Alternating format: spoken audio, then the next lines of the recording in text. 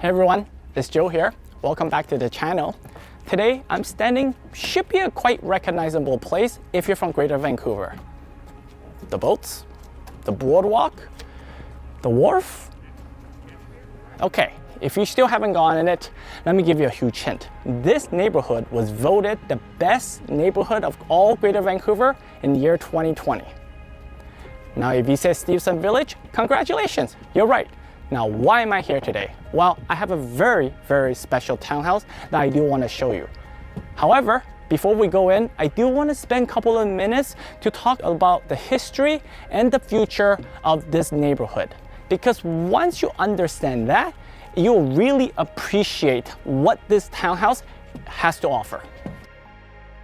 Back in the late 1800s, Steveston wasn't this calm little seaside village. It was a fishing powerhouse resembled more of a mini industrial city.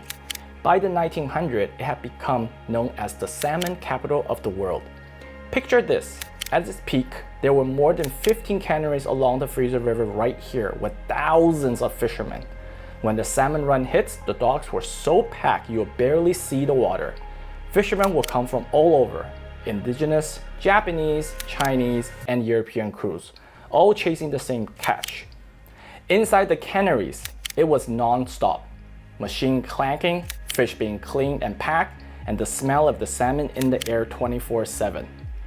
Ugh, I can't even imagine that being too pleasant. It was gritty, it was tough, but that's what built this village. And the strongest community back in the times was the Japanese Canadians. They weren't here just to build boats.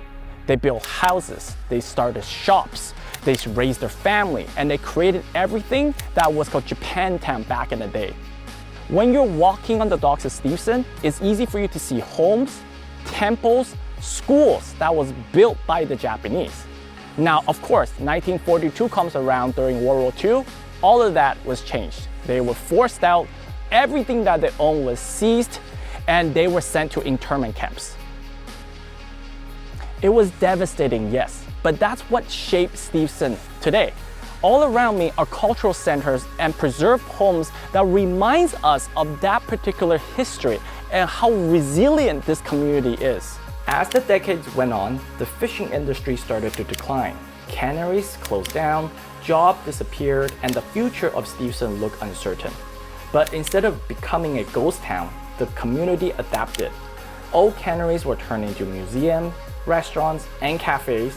The Gulf of Georgia Cannery, one of the largest of them all, nicknamed the Monster Cannery, became a National Historic Site. Today, Steveston is one of those places you can't help but fall in love with. You can still buy salmon and prawns straight off the boats, but now you also get ice cream shops, sushi restaurants, and family walking the boardwalk. It's got history, but it's got a new lifestyle too. And while Steveston Village is rich in history, its future planning is equally as exciting. Now, the biggest project that's happening right now is the new community center and library. The old one, it's been over 60 years old. And honestly, if you've been inside lately, you know it's time for an upgrade. Now, right behind me is the construction of the new one. And this one, 60,000 square feet, double gym, multi-purpose room, a fitness center, and most importantly, a library that they're gonna treat as the living room of the community. Now here's a fun fact. This new community center is only built with mass timber. Now those beams, they're not just here to be pretty. They're sustainable, they're earthquake proof, and there's also a little nod to Steveston Village's history. Ain't that pretty cool? Now that you know about Steveston Village's past and its future planning, let's talk about why I'm actually here. Because in the heart of it, I got a home that vibes with this community perfectly. It's bold, it's different, and there's nothing that you can find anywhere else in Richmond. Welcome to Unit 5, 3993 Chatham Street, Steveston Village.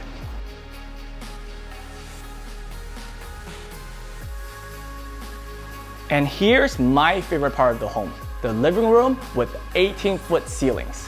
And those windows, they let in extra light, making it feel it's bigger than it actually is. This is the perfect area for you to put a Christmas tree or just simply enjoy how open and airy this place actually is every single day.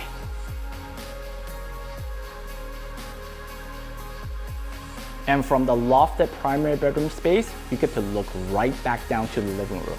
It's got that cool, edgy downtown vibe, but here in Steveston, it's more family-oriented, it's safer, and it's quieter. Best of both worlds.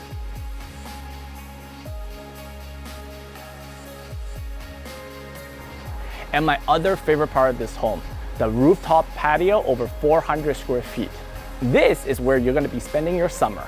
Barbecues, hosting friends, or just relaxing with a glass of wine overlooking the whole Steveston Village. In fact, you can even capture the sunset from here. This is basically your outdoor living room. And here's the deal. You know, and I know, this is not your typical Richmond townhouses. However, if you're looking for something that is bold, rich in history, that is unique, and in the best neighborhood in Greater Vancouver, you have to come check this one out. Email or get in touch with me immediately and I'll set you up with a private showing. I promise you'll not find something similar in the city of Richmond. And that ends our Steveston tour today.